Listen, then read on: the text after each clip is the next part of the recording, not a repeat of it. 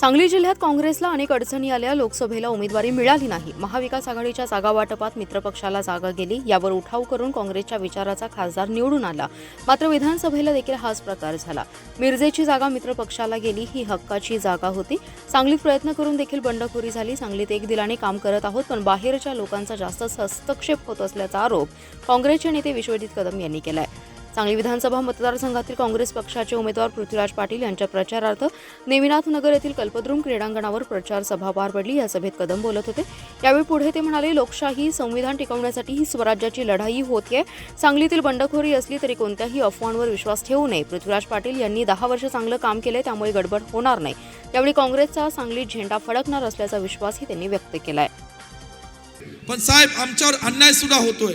लोकसभेत झाला, मिरजच्या जागेबाबतीत झाला, महाविकास आघाडीचे धर्म म्हणून आम्ही कार्यकर्त्यांनी ते सहन केलं. पण साहेब, कुठेतरी आम्हाला न्याय दिला पाहिजे.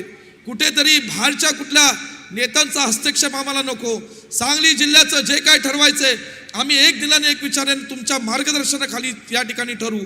कुठं काय चुकत असेल तर आम्हाला बोलवा. आम्हाला या ठिकाणी रागवण्याचा अधिकार तुम्हाला आहे. पण कुणीतरी यायचं आणि इथं काहीतरी गडबड करायची आणि आमच्या जिल्ह्याचं चांगलं चालणारं राजकारण विस्कळीत करायचं, हे योग्य नाही. पृथ्वीराजजी पाटील हे आपल्यातले, त्यांच्या पाठीशी आम्ही सगळेजण खंबीरपणे उभे आहोत.